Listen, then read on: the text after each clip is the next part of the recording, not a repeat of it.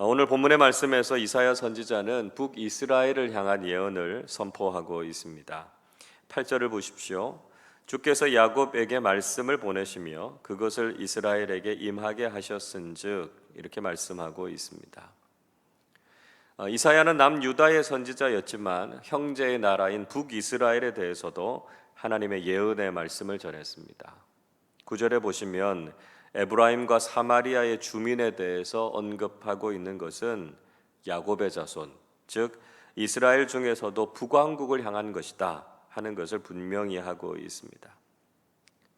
그들이 교만하고 완악한 마음을 가졌던 것에 대해서 지적하고 있습니다.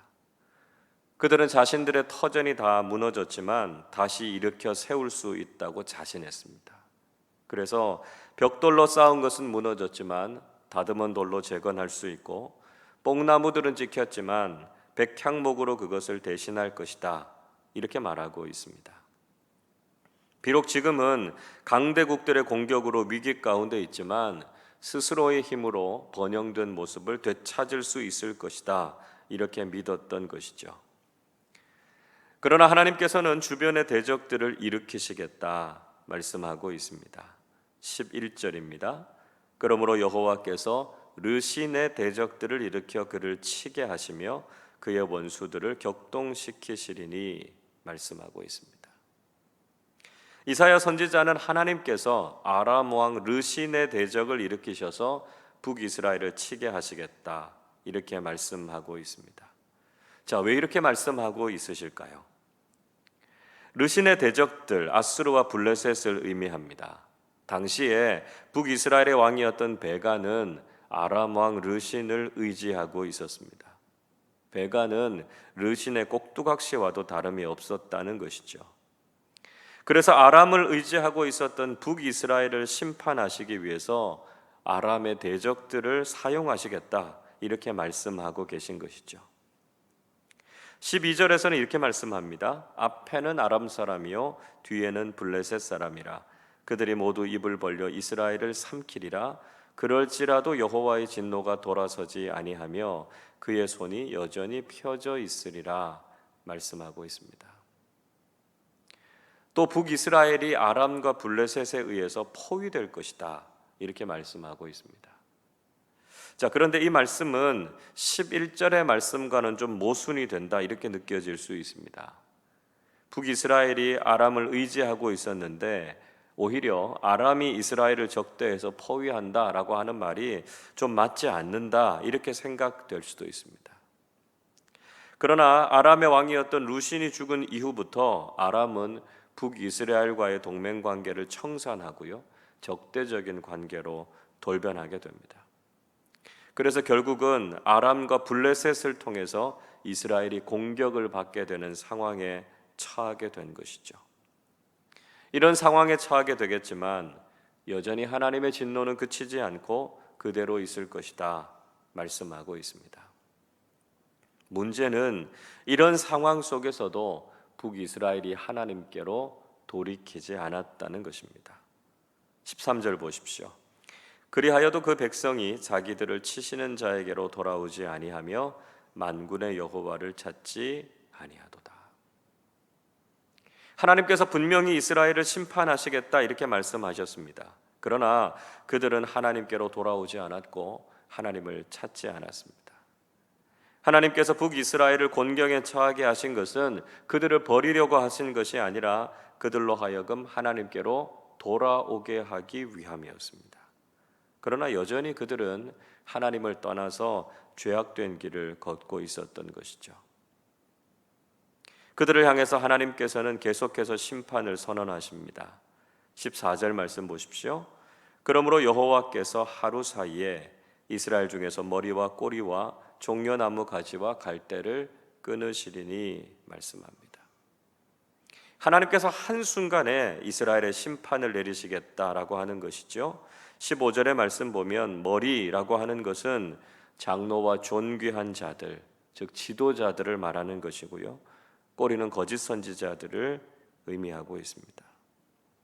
16절의 말씀에서도 백성을 인도하는 정치적이고 영적인 지도자들이 오히려 백성을 미혹해서 그들을 잘못된 길로, 멸망의 길로 걸어가게 했다 하는 것을 말씀하고 있습니다. 종려나무라고 하는 것, 이스라엘을 상징하는 것이죠. 즉 하나님께서 이스라엘 백성들을 심판하시겠다 이렇게 말씀하고 계신 것입니다. 하나님께서는 북이스라엘의 죄악된 모습과 그들을 향한 심판이 어떠할 것인지에 대해서 예언하고 있습니다. 17절은 이렇게 기록합니다.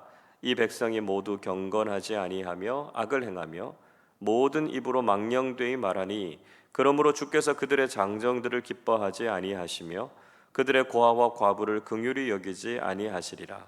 그럴지라도 여호와의 진노가 돌아서지 아니하며 그의 손이 여전히 펴져 있으리라 말씀합니다. 북이스라엘의 백성들은 하나님 앞에서 경건하지 않았습니다. 악을 행했고 입으로는 망령된 말을 했던 것이죠. 그래서 하나님께서 그 백성들을 심판하시겠다고 말씀합니다. 그들의 장정들, 즉 군사들을 기뻐하시지 않고 죽게 하시겠다 이렇게 말씀하고요. 심지어는 고아와 과부까지도 긍휼히 여기지 않으시겠다고 말씀합니다.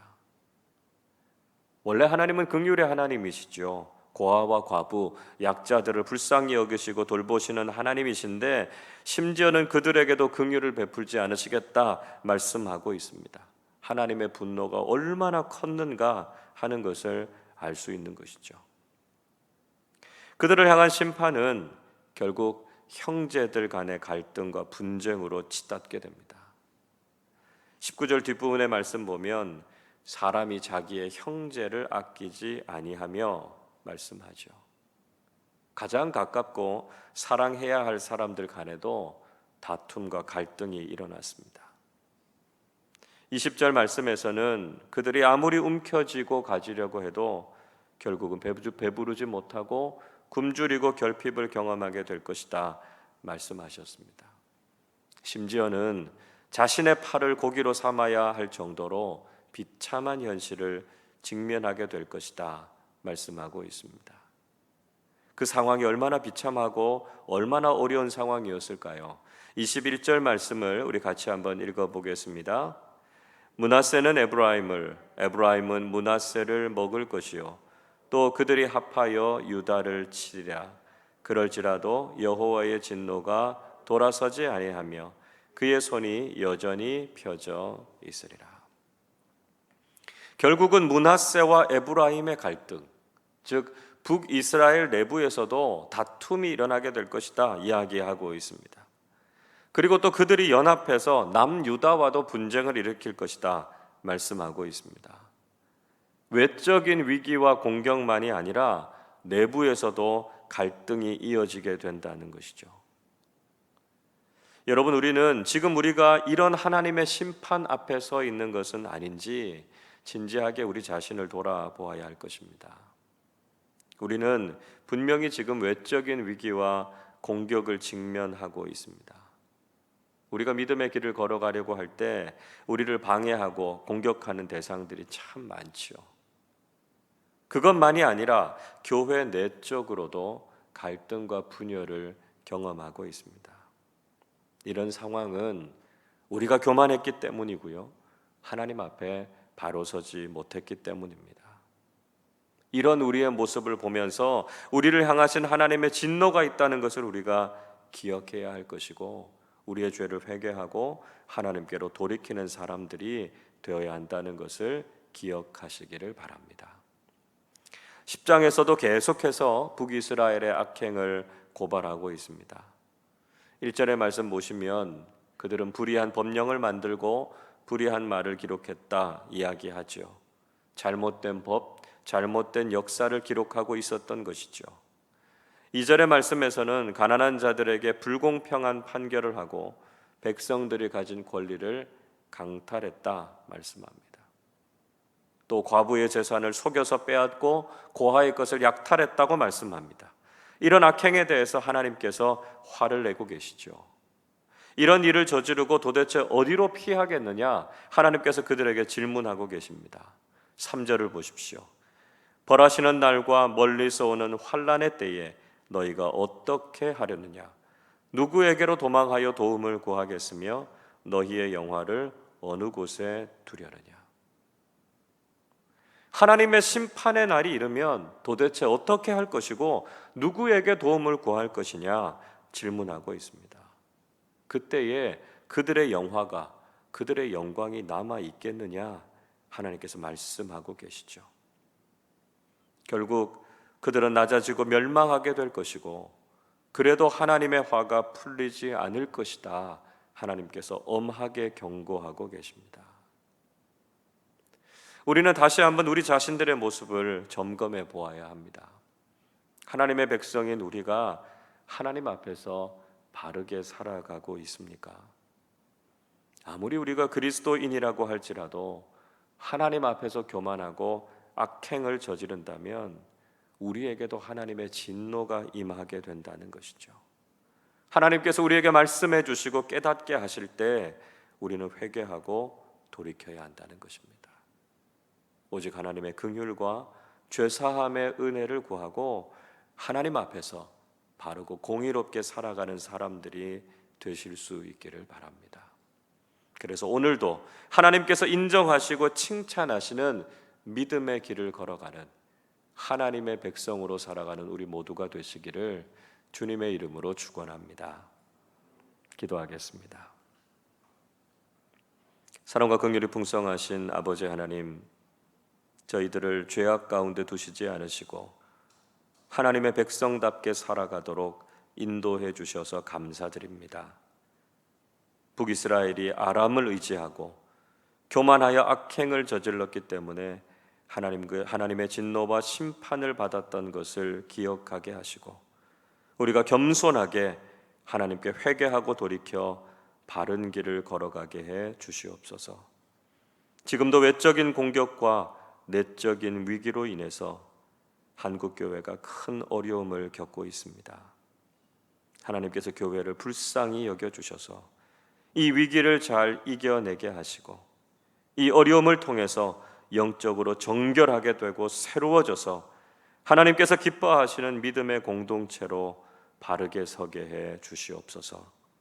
오늘도 하나님의 말씀에 순종하고 겸손하게 회개함으로 하나님의 긍휼하심과 은총을 경험하는 삶 살게 하여 주옵소서. 감사드리며 우리 주님 예수 그리스도의 이름으로 기도하옵나이다. 아멘.